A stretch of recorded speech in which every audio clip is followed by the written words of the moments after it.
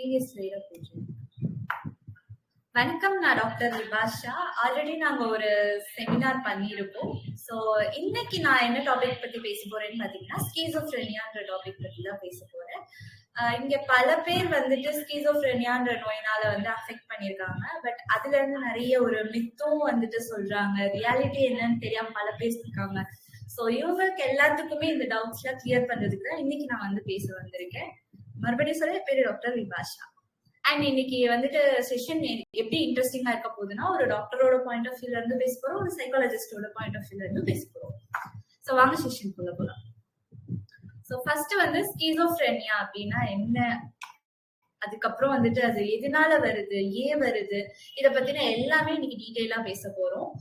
ஸ்கீசோஃப்ரெனியானா என்னன்னா, ஒரு ஃபியர்ல இருந்து அண்டர்ஸ்டாண்டிங்க்கு எப்படி ஒரு பேஷண்ட் இருக்காங்க, ஒரு பீப்புள் இருக்காங்கன்னா அவங்க வந்து எப்படி நம்ம அண்டர்ஸ்டாண்ட் பண்ணிக்கிறது, அந்த விஷயங்கள் பத்தி தான் இன்னைக்கு நம்ம பேச போறோம். அதுல எது உண்மை, அதுக்கப்புறம் நம்ம என்ன நினைச்சிட்டு இருக்கோம், அது பஸ் வாட் இஸ் ரியல் அப்படின்றத பத்தி தான் பேச போறோம். ஃபர்ஸ்ட் இந்த செஷன்ல வந்துட்டு ஃபர்ஸ்ட் ஸ்கீசோஃப்ரெனியா வந்து எப்படி அண்டர்ஸ்டாண்ட் பண்ணிக்கிறது, அதுக்கப்புறம் எப்படி வந்துட்டு அதோட மிஸ்கன்செப்ஷன்ஸை வந்து ஹேண்டில் பண்றது, அதுக்கப்புறம் வந்துட்டு ரெகக்னைஸ் த இம்பாக்ட், அது எவ்வளவு தூரம் ஒரு பேஷண்ட் இம்பாக்ட் பண்ணும், நமக்கு எவ்வளவு இம்பாக்ட் கொடுப்போம், அதுக்கப்புறம் வந்துட்டு இதுக்கு என்னென்ன ட்ரீட்மெண்ட் சப்போர்ட்ஸ் இது எல்லாமே இருக்கு, இது வந்து எம்பத்தி அண்ட் அவேர்னஸ் என்னென்ன பண்ணணும், அதுக்கடுத்து எம்பவர் யுவர் ரோல். சோ ஸ்கீசோஃப்ரெனியான்னு சொன்னதும் உங்க மனசுக்கு டக்குன்னு வர ஒரு விஷயம் என்னவா இருக்கும்? ஃபர்ஸ்ட் வந்து ஸ்கீசோஃப்ரெனியானா எல்லாரும் காமனா வந்து நினைக்கக்கூடிய ஒரு விஷயம் என்னன்னா, ஸ்ட்ரிக்ட் பர்சனாலிட்டியில இருப்பாங்க, அதுக்கடுத்து ரொம்ப டேஞ்சரஸா இருப்பாங்க, வைலண்டா பிஹேவ் பண்ணுவாங்க, ஒரு மென்டல் ஒரு இன்ஸ்டெபிலிட்டியா இருப்பாங்க, எப்பவுமே லோன்லினஸா இருப்பாங்க, அதுக்கப்புறம் ஒரு கன்ஃபியூஷன், அப்புறம் ஒரு டிஸ்கனெக்ஷன், அதாவது எந்த ஒரு விஷயத்துக்குமே கனெக்டடாவே இருக்க மாட்டாங்க, அப்புறம் ஒரு ஹாலுசினேஷன், அதாவது ஆடிட்டரி ஹாலுசினேஷன், விஷுவல் ஹாலுசினேஷன், அப்புறம் எப்படி இருப்பாங்க, என்ன மாதிரி இருப்பாங்கன்றது தெரியாம இருக்குது, அப்புறமா ஒரு விஷயத்துல ஹோப்பே இல்லாம இருப்பாங்க, அதுக்கப்புறம் திடீர்னு வந்து அன்ஃபெமிலியரா நடந்துக்கிறது, ரொம்ப பயமா நடந்துக்கிறது, அப்புறம் ஒரு ரியாலிட்டியில இப்போ என்ன ஆன்கோயிங்கா இருக்குன்ற விஷயத்த தெரிஞ்சுக்காம இருக்குது, அவங்களுக்கே அது தெரிஞ்சுக்காம இல்ல, அது ஒரு அறியாம இருப்பாங்க. சோ இந்த மாதிரியான விஷயங்கள்லாம் நீங்க கேள்விப்பட்டிருப்பீங்க, கரெக்டா? சோ காமன் பிலீஃப்ஸ் நான் முன்னாடியே சொன்ன மாதிரிதான், people with schizophrenia are violent and dangerous அப்படின்றது வந்து ரியாலிட்டி கிடையாது. அது மாதிரி schizophrenia means having a split personality அப்படியும் கிடையாது. people with schizophrenia can't think clearly அந்த மாதிரி கிடையாது. schizophreniaன்றது ஒரு வேவ் பேட்டர்ன் மாதிரி. சோ எப்போ அந்த பீப்புள் எப்படி இருப்பாங்க, என்ன மாதிரி பிஹேவ் பண்ணுவாங்க, எதுவுமே நம்மளால ப்ரெடிக்ட் பண்ண முடியாது. சோ இப்ப நம்ம என்ன பார்க்க போறோம், வாட் இஸ் ஸ்கீசோஃப்ரெனியா அப்படின்றத பத்தி தான் இப்ப நம்ம பார்க்க போறோம். ஸ்கீசோஃப்ரெனியான்றது வந்து ஒரு கிரானிக்கான ஒரு மென்டல் ஹெல்த் டிசார்டர். இது வந்துட்டு உங்களோட ஒரு பர்சன் இருக்காங்கன்னா அவங்களுடைய திங்கிங், ஃபீலிங், அவங்களுடைய பெர்செப்ஷன்ஸ் அண்ட் பிஹேவியர் இது எல்லாத்தையும் அஃபெக்ட் பண்ணக்கூடிய ஒரு மென்டல் ஹெல்த் டிசார்டர். அவ்வளவுதான். சோ ஃபர்ஸ்ட் வந்து திங்கிங்ல வந்துட்டு என்னன்னா, அவங்களால எப்பவுமே ஒரு டெசிஷனோ இல்ல ஒரு விஷயத்த புரிஞ்சுக்கிறதுக்கான ஒரு சக்தியோ அது எதுவுமே இருக்காது. அது மாதிரி அவங்களுக்கு ஒரு எமோஷன்ஸோ இல்ல ஒரு மோட்டிவேஷன் டக்குன்னு லோவா பிஹேவ் பண்றது, டக்குன்னு ஒரு மாதிரி ஹைப்பரா பிஹேவ் பண்றது, இதெல்லாம் அவங்களுடைய சிம்டம்ஸ். அதுக்கப்புறம் பெர்செப்ஷன், அதாவது வந்துட்டு எப்படி சொல்றது, ஒரு விஷயத்த வந்து டக்குன்னு நம்புறதோ இந்த மாதிரி விஷயங்கள் அவங்களால டக்குன்னு பண்ண முடியாது. அதுக்கப்புறம் ஒரு விஷயத்துக்கு டக்குன்னு இன்ஃப்ளூயன்ஸ் ஆகுறது, இந்த மாதிரி விஷயத்துக்கு ஈஸியா இன்ஃப்ளூயன்ஸ் ஆயிடுவாங்க. சோ இப்போ இதுல மெயினான விஷயம் என்ன சொல்ல வராங்கன்னா, இந்த ஸ்கீசோஃப்ரெனியான்றது வந்துட்டு ஒரு டீனேஜ்ல, அதாவது நீங்க அடல்ட்ஹுட் லைஃபுக்கு வரக்கூடிய டைம்ல வர ஒரு கண்டிஷன். இப்போ ஒரு பேஷண்ட் இருக்காங்கன்னா ஒரு 16 இயர்ஸ் அந்த டீனேஜ்ல இருக்க டைம்ல உங்களுக்கு ஸ்கீசோஃப்ரெனியா வந்ததுன்னா என்டையர் லைஃப்லயுமே உங்களுக்கு ஸ்கீசோஃப்ரெனியா வரும். இஃப் அவங்களுக்கு டீனேஜ்ல ஸ்கீசோஃப்ரெனியா வரலன்னா என்டையர் லைஃப்ல வரவே வராது. இது வந்து ஒரு மெயினான ஒரு விஷயம், இது மெயினான கீ ஃபேக்ட். இது வந்து ஸ்கீசோஃப்ரெனியா எப்படின்னு கேட்டீங்கன்னா, ஒரு பர்சனையும் இண்டிவிஜுவலா அஃபெக்ட் பண்ணக்கூடிய ஒரு விஷயம் தான். எல்லாருக்கும் சேம் சிம்டம்ஸ் சேம் மெடிசன் அப்படி கொடுக்க முடியாது நம்மளால. அண்ட் ஆல்சோ இது வந்து ஒரு ட்ரீட்டபிளான ஒரு விஷயம் தான். ஆனா நிறைய இடத்துல வந்து என்ன சொல்ல வராங்கன்னா, நீங்க வந்து இதுக்கு ட்ரீட்மெண்ட்டே கிடையாது, ஒன்ஸ் நீங்க உள்ள போயிட்டீங்கன்னா லைஃப் லாங் வந்து நீங்க மெடிகேஷன் எடுத்துட்டே இருக்கணும், நீங்க சாப்பிட்டுட்டே இருக்கணும் அப்படின்னு சொல்றது ஒரு மித். இதுல முக்கியமா நம்ம என்ன தெரிஞ்சுக்கணும் அப்படின்னு பாத்தீங்கன்னா, என்ன விஷயம் நம்ம ஞாபகம் வச்சுக்கணும்னா, எப்பவுமே ஸ்கீசோஃப்ரெனியா பேஷண்ட் இருக்காங்கன்னா அவங்கள வந்து நம்ம ஜட்ஜ் பண்ணவே கூடாது, அவங்க ஜட்ஜ்மெண்ட் நம்ம கொடுக்க கூடாது. இது வந்து முதல் விஷயம். ரெண்டாவது விஷயம் என்னன்னா, நம்மளால முடிஞ்ச சப்போர்ட் அவங்களுக்கு கொடுக்கணும். அது வந்து ப்ரொஃபஷனலா சரி, ஃபேமிலியா சரி, ஒரு ஃப்ரெண்டா சரி, ஒரு ரிலேஷனா சரி, எந்த ஒரு விஷயமா இருந்தாலும் நம்ம அவங்களுக்காக இருக்கோம் அப்படிங்கறத நம்ம காட்டணும்.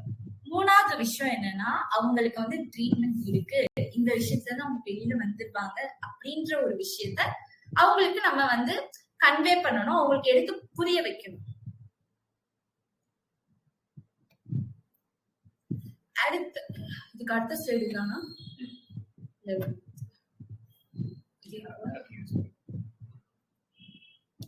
ஓகே, இப்ப வந்து ஸ்கீசோஃப்ரெனியால இருக்கக்கூடிய டைப்ஸ் பத்தி நம்ம பார்க்க போறோம். இதுல வந்து 5 டைப் இருக்கு மொத்தமா: பாரனாய்ட், டிஸ்ஆர்கனைஸ், கேட்டடோனிக், அன்டிஃபரன்ஷியேட் அண்ட் ரெசிடுவல் அப்படின்னு சொல்லிட்டு 5 டைப்ஸ் இருக்கு. இது ஃபர்ஸ்ட் டைப் வந்து பாரனாய்ட் டைப்னு சொல்லுவாங்க. இது வந்து ரொம்ப மோஸ்டா காமனா எல்லாருக்கும் இருக்கக்கூடிய ஒரு டைப். அதாவது எப்பவுமே வந்து பாரனாய்ட் பீப்புள் எப்படி இருப்பாங்க, ரொம்ப ஒரு மாதிரி சந்தேகமா, எந்த ஒரு விஷயத்தையுமே ட்ரஸ்ட் பண்ணவே மாட்டாங்க. அவங்க எப்பவுமே என்ன சொல்றது, நான் என்ன கேட்கறது, இப்படியா இருக்குமோ அப்படியா இருக்குமோ, இந்த மாதிரி ஒரு இதுல வந்து அவங்க அதிகமா இருப்பாங்க. முக்கியமா இந்த மாதிரி பீப்புளுக்கு வந்து ஆடிட்டரி ஹாலுசினேஷன், அதாவது யாராச்சும் ஒருத்தவங்க பக்கத்துல இருந்து பேசிட்டே இருக்க மாதிரி, பக்கத்து ரூம்ல இருந்து அவங்கள கூப்பிடுற மாதிரி, எழுப்புற மாதிரி, இந்த மாதிரியான தாட், இந்த மாதிரியான விஷயங்கள் ஹாலுசினேஷன் அவங்களுக்கு இருந்துட்டே இருக்கும். அதாவது அவங்களோட டே டு டே லைஃப்ல டெய்லி அவங்களுக்கு அந்த விஷயம் ரிப்பீட்டடா நடந்துட்டே இருக்கும். ரெண்டாவதா டிஸ்ஆர்கனைஸ்ட் டைப் அப்படின்னு சொல்றாங்க. இவங்க வந்து எப்பவுமே இவங்களுக்கு என்ன வேணும்ன்றதே அவங்க தெரிஞ்சுக்க மாட்டாங்க, சொல்லவும் மாட்டாங்க, அவங்களுக்கே தெரியாது. அதாவது தேவையில்லாத விஷயத்த யோசிச்சு யோசிச்சு யோசிச்சு யோசிச்சு ஒரு ஆர்கனைஸ்டா இல்லாம ரொம்ப டிஸ்ஆர்கனைஸ்டா, அதுக்கும் இதுக்கும் சம்பந்தமே இல்லாத மாதிரி பேசுவாங்க, சம்பந்தமே இல்லாம பிஹேவ் பண்ணுவாங்க. இந்த மாதிரியான விஷயங்கள் பண்றதுதான் டிஸ்ஆர்கனைஸ்ட் டைப் அப்படின்னு சொல்றாங்க. மூணாவதா வந்து கேட்டடோனிக் அப்படின்ற ஒரு டைப். இது வந்து எப்படின்னா, ரொம்ப ஒரு மாதிரி ஒரு அப்நார்மல் ஒரு மோட்டார் பிஹேவியர் இருக்கக்கூடிய ஒரு கேரக்டர் தான். இது வந்து எப்படி சொல்ற, ஒரே விஷயத்த திருப்பி திருப்பி திருப்பி பண்ணிட்டே இருக்க மாதிரி, அதாவது பர்டிகுலரா ஒரு மூவ்மெண்ட் இருக்கும், அதை திருப்பி திருப்பி பண்ணுவாங்க. ஒரு மாதிரி எக்ஸ்ட்ரீமா இருப்பாங்க, எந்த ஒரு விஷயம்னாலும் ஒரு எக்ஸ்ட்ரீமுக்கு போயிடுவாங்க. சோ இங்க வந்து கேட்டடோனிக் அப்படின்னு சொல்றோம். நாலாவதா வந்து அன்டிஃபரன்ஷியேட்டட் டைப் அப்படின்னு சொல்றோம்.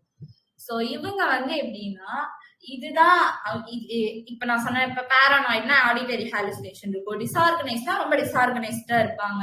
இப்படின்னு நான் டிஃபரன்ஷியேட் பண்ணி சொன்னேன்ல, இவங்க வந்துட்டு ஒரு டிஃபரன்ஷியேட்டே பண்ண முடியாது, இவங்க என்ன கேட்டகரியில இருக்காங்க. அதாவது ஒரு வேவ் பேட்டர்ன்ல இருப்பாங்க, எப்போ என்ன மாதிரி பிஹேவ் பண்ணுவாங்க, எப்படி பிஹேவ் பண்ணுவாங்க, எதனால அப்படி இருக்காங்க அப்படின்ற ஒரு விஷயமே நம்மளாலே கண்டுபிடிக்க முடியாது, அவங்களுக்கும் தெரியாது. இந்த மூட் ஸ்விங்ஸ் சொல்லுவாங்கல்ல, அந்த மாதிரி இருக்கும் இவங்களோட பிஹேவியர். அடுத்ததா ஃபைனலா வந்துட்டு ரெசிடுவல் டைப்னு சொல்லுவாங்க. இந்த ரெசிடுவல் டைப்னா என்னன்னு பாத்தீங்கன்னா, இப்போ ஒரு விஷயம் வந்து பிடிச்சிருக்கு அப்படின்னா, அந்த பிடிச்சிருக்க ஒரு விஷயத்துல வந்துட்டு அந்த இன்டென்சிட்டின்றது வந்து ரொம்ப ரொம்ப கம்மியா இருக்கும். இதுதான் வந்துட்டு ரெசிடுவல் டைப் அப்படின்னு சொல்லுவாங்க.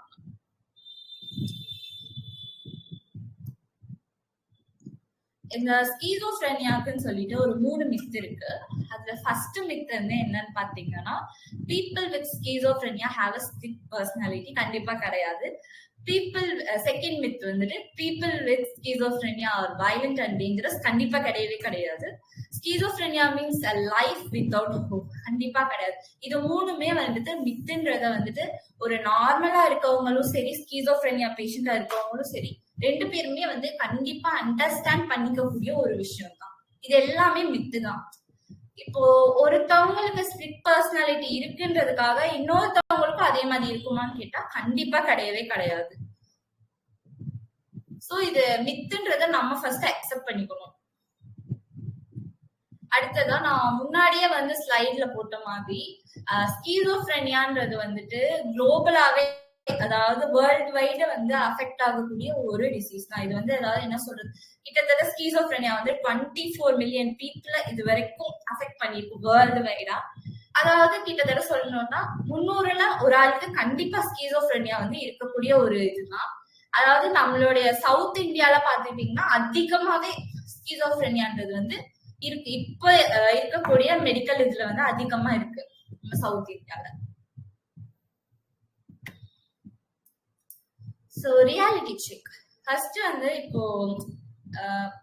ஒரு ஸ்கீஸ் பேஷண்ட் இருக்காங்க இல்ல ஸ்கீஸா இருக்காங்க அப்படின்னா அவங்க என்ன விஷயங்கள்லாம் செக் பண்ணணும்னு பாத்தீங்கன்னா, ஃபர்ஸ்ட் ஒரு விஷயம் இப்போ ஆடிட்டரி ஹாலுசினேஷன் அவங்களுக்கு திடீர்னு கேக்குதுன்னா ஃபர்ஸ்ட் அது வந்து உண்மையா அப்படின்றத அவங்க ஃபர்ஸ்ட் நம்பணும். அவங்க ஃபர்ஸ்ட் அவங்களுக்குள்ளே ஒரு கேள்வியை கொண்டு வரணும். ரெண்டாவது வந்து இப்ப எனக்கு ஆடிட்டரி ஹாலுசினேஷன் கேட்டுச்சு, அது ஃபர்ஸ்ட் அதுக்கு என்ன எவிடன்ஸ் இருக்கு எனக்கு அப்படின்றத அவங்களுக்குள்ளேயே அவங்களே கேட்டுக்கணும். மூணாவது வந்து இது வந்து பாசிபிளா இல்லையா அப்படின்றத அவங்களுக்கு டிஃபரன்ஷியேட் பண்ண தெரியணும். அதுக்கடுத்து இது எப்படி நமக்கு ஃபீல் ஆகுது, அதாவது இந்த விஷயம் வந்து என்ன பயமுறுத்துதா, எனக்கு கோவப்படுத்துதா, இல்ல கன்ஃபியூஸ் ஆகுதா, இல்ல இந்த விஷயம் வந்து என்னை எப்படி அஃபெக்ட் பண்ணுது அப்படின்றத அவங்க ஃபர்ஸ்ட் கான்பிடென்ட்டா ஒத்துக்கணும்.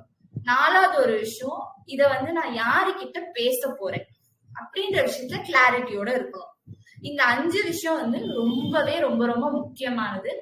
இஃப் அவங்களுக்கு இந்த 5 விஷயம் இருக்கு அப்படின்னா ஒரு விஷயம் இப்ப நான் சொல்ல போற விஷயங்கள்லாம் வந்து ஞாபகம் வச்சுக்கோங்க. அதாவது உங்க ஃபீலிங்ஸ்லாம் ரொம்ப ரொம்ப வேலிட் தான். எனக்கு உங்களோட மைண்டுக்கு வந்து நீங்க ஒரு கேர் கொடுக்கறது வந்து ரொம்ப டிசர்விங்கான ஒரு கேரா இருக்கணும். மூணாவது வந்து இட்ஸ் ஓகே, நீங்க உங்களுக்கு இப்படி இருக்குன்னா பரவாயில்ல, நீங்க கூச்சப்படாம தயக்கப்படாம ஹெல்ப் கேளுங்க. அடுத்ததான் வந்துட்டு இட்ஸ் ஓகே, நீங்க வந்து ஹீல் பண்ணணும்னு ஒரு டெசிஷனுக்கு வாங்க. உங்களை ஃபர்ஸ்ட் நீங்க அண்டர்ஸ்டாண்ட் பண்ணுங்க. சோ எந்த ஒரு விஷயத்தையுமே நீங்க தான் இனிஷியேட்டிவ் எடுக்கணும். உங்களுக்காக யாரும் எடுக்க மாட்டாங்க.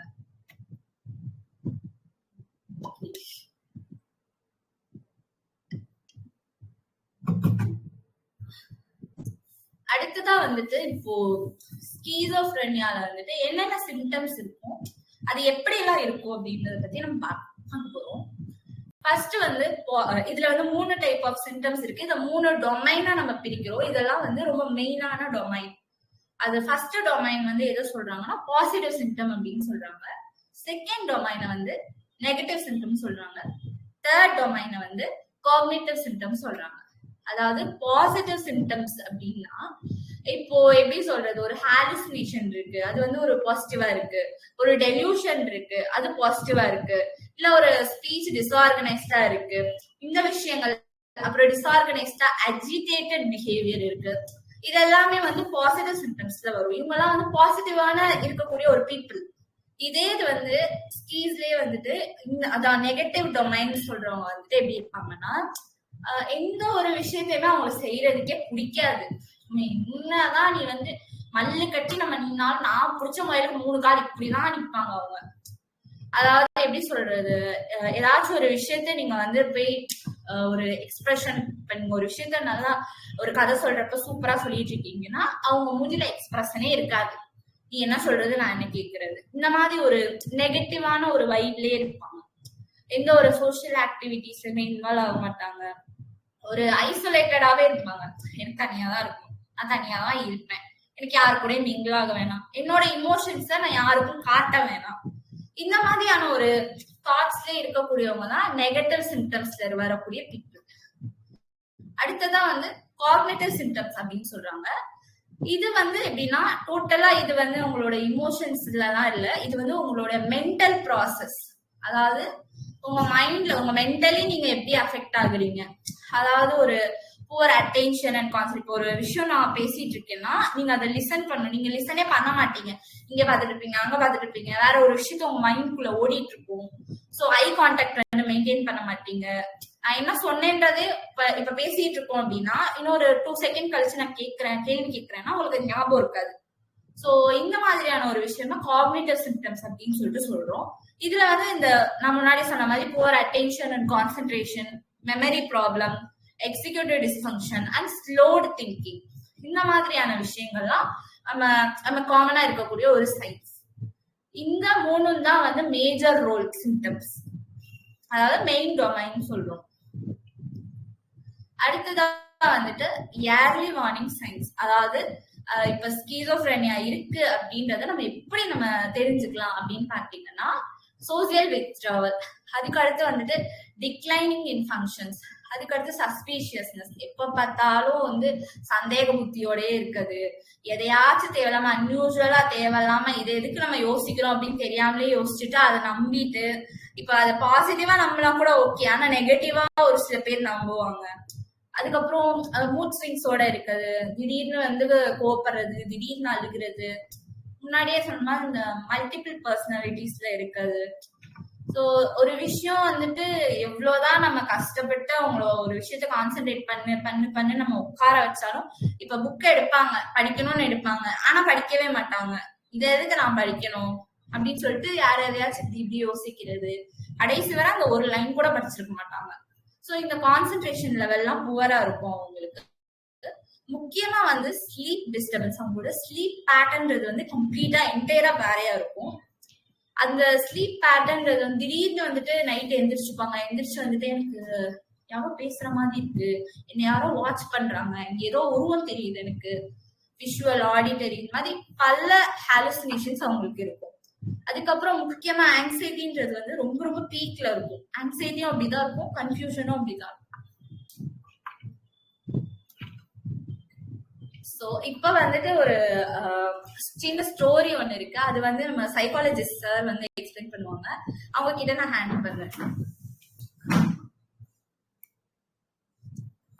ஓகே, ஸோ இது வந்து ஒரு சின்னதா ஒரு பேஷண்ட்டை பத்தி. இந்த பேஷண்ட் பேரு பிரியா. எல்லாரும் மாதிரியும் நார்மலா இருக்கக்கூடிய ஒரு பொண்ணு தான். இப்போ டீனேஜ்ல இருக்காங்க. ஸோ டீனேஜ்ல இருக்கும்போது அவங்களுக்கு சின்ன சின்ன விஷயங்கள் மாற்றங்கள் ஏற்படுது. முதல்ல வந்து யாரோ ஒருத்தர் பேசுற மாதிரி கேக்குது. யாரோ ஒருத்தர் பேசுற மாதிரி கேட்கறதுன்றது நாளடைவுல கொஞ்சம் கொஞ்சமா அவங்கள கண்ட்ரோல் பண்ற மாதிரி இருக்குது. சில நேரங்கள்ல வந்து அவங்க வந்து இனி அப்படி பண்ணிடுவாங்க, இப்படி பண்ணிடுவாங்கன்னு பயமும் வருது. அதே சமயத்துல அவங்க சொல்றது இவங்க கேட்கலைன்னா வேற தப்பானதை நடந்துரும் அப்படின்ற ஒரு ஸ்ட்ராங்கான ஒரு டெல்யூஷனும் இவங்களுக்கு ஃபார்ம் ஆயிருது. குறிப்பா சொல்ல போனா இந்த ஸ்கிசோஃபீனியா பேஷண்ட்டுக்கு ஆடிட்டரி ஹாலுசினேஷன்ன்றது ரொம்ப ஸ்ட்ராங்கா இருக்கும். ஸோ ஸ்கிசோஃபீனியா இந்த இது வந்து இப்போ ஸ்டார்ட் ஆகுது. இப்போ பிரியா வந்து என்ன பண்றாங்கன்னா, முதல்ல சத்தம் கேட்கறத அவங்க பெருசா நினைக்கல, ஆனா கொஞ்சமா அந்த சத்தம்ன்றது அவங்கள கண்ட்ரோல் பண்ண ஆரம்பிக்குது. கண்ட்ரோல் பண்ண ஆரம்பிச்ச சத்தம் இன்னும் கொஞ்சம் பயங்கரமா ஆரம்பிக்குது. ஒரு கட்டத்துல அந்த வாய்ஸ் அவங்கள முழுமையா தான் கட்டுப்பாட்டுக்குள்ள வச்சிருச்சு. அதுக்கப்புறம் அந்த வாய்ஸ் வந்து என்ன சொல்றதோ அதை அப்படியே கேட்டுட்டு அப்படியே மந்தமா இருக்கிற மாதிரியான ஒரு இது வந்தது. சோ இந்த விஷயத்த வந்து நம்ம எப்படி தெரிஞ்சுக்கலாம், இது எப்படி வருது அப்படின்னா, மேக்சிமம் வந்து அவங்களுடைய பிரெயின் கெமிஸ்ட்ரினாலதான் வருது. அவங்களோட டோபமைன் சுரக்கிறது, அவங்களுடைய பெர்செப்ஷன், அவங்க எமோஷன், இந்த விஷயங்கள் முதல்ல கண்ட்ரோல் பண்ணுது. ரெண்டாவது அவங்க ஃபேமிலி ஹிஸ்டரி. ஃபேமிலியில யாராவது, அவங்க சொந்தக்காரங்கள்ல யாராவது ஸ்கீஸ் இருந்ததுன்னா அவங்களுக்கு வர்றதுக்கு உண்டான வாய்ப்பு, சான்சஸ்ன்றது ஜாஸ்தி. அடுத்த விஷயம் வந்து என்விரான்மெண்டல் ஃபேக்டர்ஸ். அவங்க வந்து ஒரு ஸ்ட்ரெஸ்ஃபுல்லான வாழ்க்கை வாழ்றாங்க, ஒரு அபியூசிவ் வாழ்க்கை வாழ்றாங்க, பிரச்சனையான ஒரு வாழ்க்கை வாழ்றாங்கன்ற போது இந்த பிரச்சனைகள் வரும். நான்காவது, பிரெக்னெண்டா இருந்த அவங்க அம்மா பிரெக்னெண்டா இருந்த டைம்ல சில விஷயங்கள், புவர் நியூட்ரிஷன், டாக்ஸிக்கான ஏதாவது சாப்பிட்டு அந்த மாதிரி ஏதாவது பிரச்சனை இருந்ததுனால கூட வரலாம். அடுத்தது ஐந்தாவது விஷயங்கள் சப்ஸ்டன்ஸ் அபியூஸ்.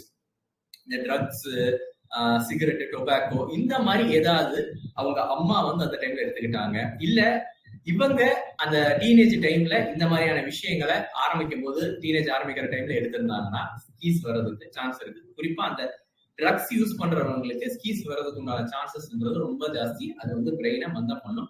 கடைசியா ஏர்லி பிரெயின் டெவலப்மெண்ட் கரெக்டா வரல, சைல்ட்ஹுட் டெவலப்மெண்ட் கரெக்டா வராத போது இந்த பிரச்சனைகள் வருது. ஸோ இந்த மாதிரியான பிரச்சனைகள்ல ஏதாவது ஒண்ணுல இந்த பிரியா அஃபெக்ட் ஆயிருந்திருக்கலாம். ஸோ அதனால பிரியாக்கு இந்த மாதிரி ஆடிட்டரி ஹாலுசினேஷன்ல இருந்து இந்த ஸ்டேஜுக்கு வரதுக்கான விஷயங்கள் வந்துடும்.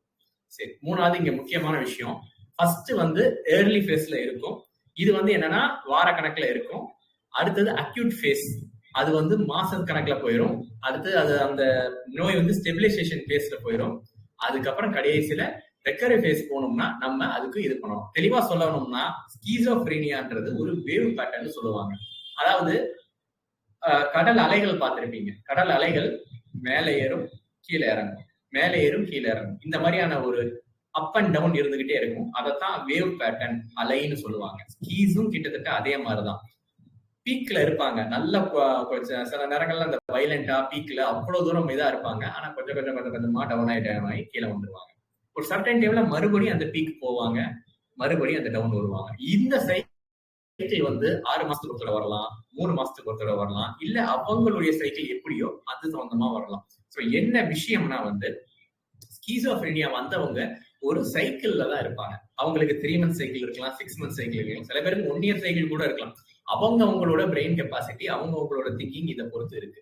முக்கியமான விஷயம் என்னன்னா ப்ராப்பர் மெடிகேஷன், ப்ராப்பர் கேர் கொடுத்தா இதை கண்டிப்பா ரெக்கவர் பண்ண முடியும். பிரியா மாதிரி பொண்ணுங்க வந்து ஏர்லி ஸ்டேஜஸ்லயே நம்ம இதை ஐடென்டிஃபை பண்ணிட்டோம். டீனேஜ் ஸ்டேஜஸ்லயே நம்ம பேசுறது தப்ப, என்ன பேசுறான்னு சரியா பேசல, குறிப்பா சொல்ல போனா தனியா உட்காந்துக்கிறா, எதையோ யோசிச்சுக்கிட்டே இருக்கா, என்ன பேசுற எதுன்னு தெரியலன்ற இந்த மாதிரியான சிம்டம்ஸ், அதாவது நம்ம உடம்புல ஒரு வாரத்துக்கு மேல என்ன ப்ராப்ளம் எக்ஸிஸ்ட் ஆகும், நம்ம டாக்டரை போய் பார்க்கணும் அப்படின்ற ஒரு விஷயத்துல நம்ம தெளிவா இருந்தோம்னா இந்த பிரச்சனைகள் எதுவும் வராது. அதுவும் குறிப்பா ஸ்கீஸ்ன்றது மாச கணக்குல இருக்கும். ஒரு 2-3 மாசம் இந்த மாதிரி பிரச்சனைகள் இருக்கு, பொண்ணு எதுவுமே பேச மாட்டேங்கிற, அமைதியா இருக்குன்றா அப்படின்னு ஏதாவது ஒரு சிம்டம் தெரிஞ்சிச்சுன்னா இம்மீடியட்டா நம்ம போய் டாக்டரை பார்க்கணும். எவ்வளவு சீக்கிரம் ஸ்கீஸுக்கு நம்ம வந்து மெடிகேஷன் போறோமோ அந்த அளவுக்கு நல்லது. குறிப்பா ஹோமியோபதியில இதுக்கு நல்ல ட்ரீட்மெண்ட்டும் இருக்கு, அதுல ஒரு நல்ல மெத்தடாலஜி இருக்கு. ஸோ இதை பத்தி மேடம் உங்களுக்கு கண்டினியூ பண்ணுவாங்க. தேங்க்யூ.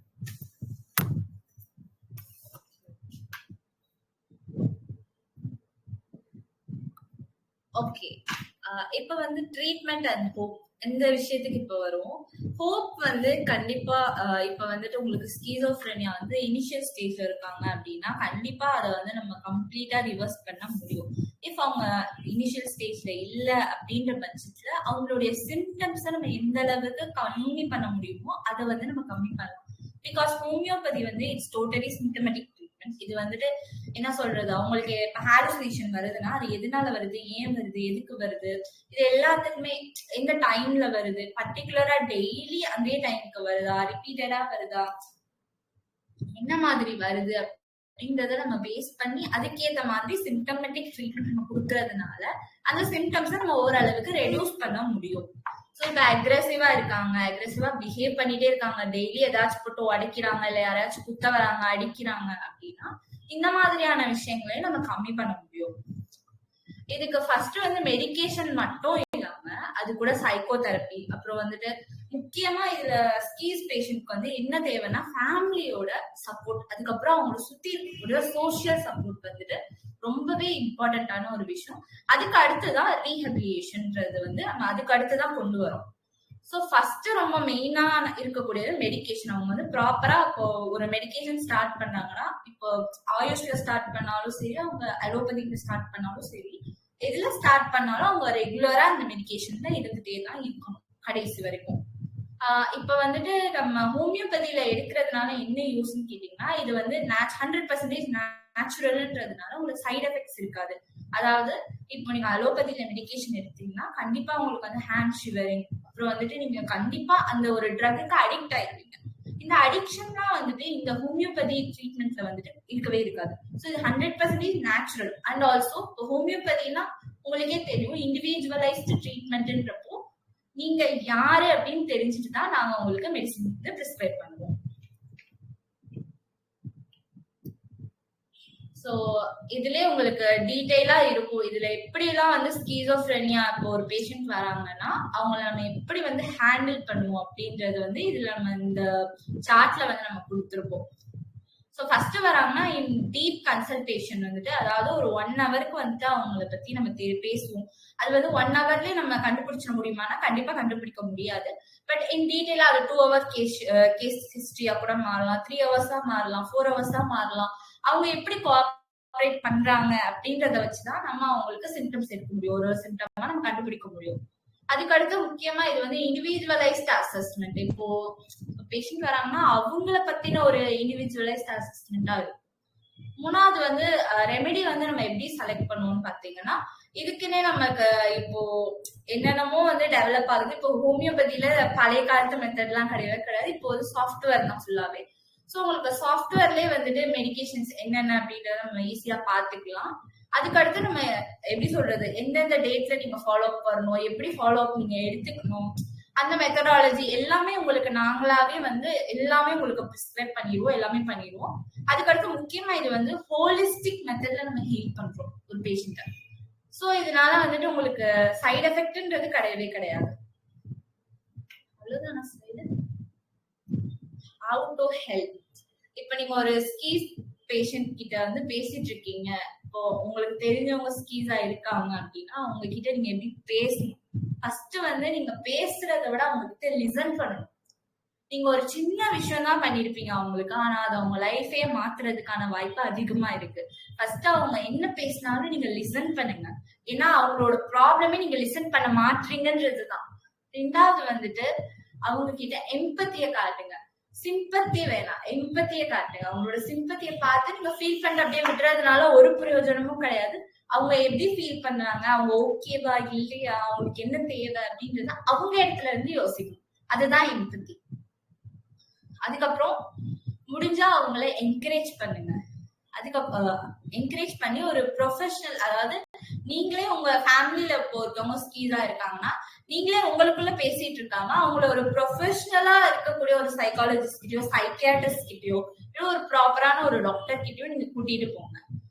அதுக்கடுத்து முக்கியமா இப்போ ஏதாச்சும் ஒரு விஷயம் உங்க ஃபேமிலியா பண்றீங்கன்னா அவங்களே எல்லா விஷயத்திலயும் இன்வால்வ் பண்ணுங்க. அவங்கள வந்து எப்பவுமே ஆக்குப்பைடா நீங்க வைக்கிறதுக்கு ட்ரை பண்ணிட்டே இருக்கணும்.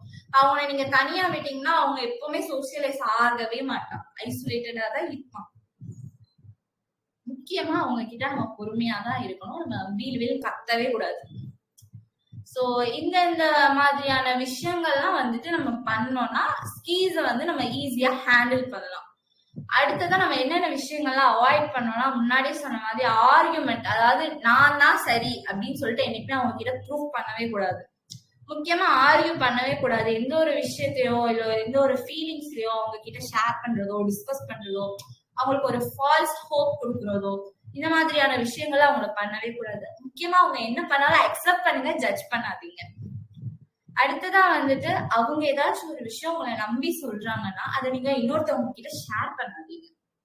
அதுக்கடுத்து முக்கியமா இது வந்து சரியாகவே ஆகாது அப்படின்னு நீங்களா ஒரு கன்க்ளூஷனுக்கு வந்து இந்த விஷயத்த விட்டுறாதீங்க. சோ இந்த மாதிரியான விஷயங்கள்லாம் நீங்க வந்து என்ன பண்ணணும் பண்ணக்கூடாதுன்னு நீங்க தெரிஞ்சுக்கிட்டீங்கனாலே ஸ்கீஸை ஹேண்டில் பண்றது ரொம்பவே ஈஸியான ஒரு விஷயம்.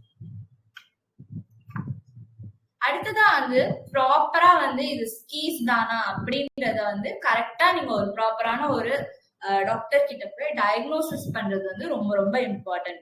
சோ நீங்க ப்ராப்பரா டயக்னோசிஸ் பண்ணா மட்டும்தான் அதுக்கான மெடிகேஷன்ஸ் எடுத்து அவங்கள நம்ம ரெக்கவர் பண்ண முடியும். ஓகே, இப்போ உங்களுக்கு ஏதாச்சும் क्वेश्चंस இருந்துச்சுன்னா நீங்க இப்ப கேட்கலாம். Thank you so much. ஆக்சுவலா வந்து ரொம்ப ரொம்ப நன்றி. இன்னும் நான் வீட்டுக்கே போகல, ஆன் த வேல தான் டிரைவிங்ல இருந்துருக்கேன். ஸோ ஏதாவது கொஸ்டின்ஸ் இருந்தா கேட்கலாம். ஒரு சின்ன எமர்ஜென்சி வெளியே வந்திருந்தேன். ஏதாவது கொஸ்டின்ஸ் இருக்கா? விட்டு விட்டு கேக்குது எனக்கு. இப்ப தெளிவா இருக்கீங்களா? வாய்ஸ் தெளிவா இருக்கா? கேக்குது, சொல்லுங்க சார். நல்லா இருந்துருமா, நல்லா சூப்பரா பேசி இருந்தீங்க. Thank you so much. ஆனா கொஸ்டின்ஸ் யாருன்னா இருக்குங்களா? தேங்க்யூ சார், உங்களுக்கும் ரொம்ப தேங்க்ஸ். ஆக்சுவலா வந்து நல்லா எடுத்துருந்தீங்க. ஸோ முடிச்சுக்கலாம்னு நினைக்கிறேன் மேடம். நான் உங்க ஃபோன் லைன்ல வரேன். Thank you. Okay sir, okay sir, thank you sir.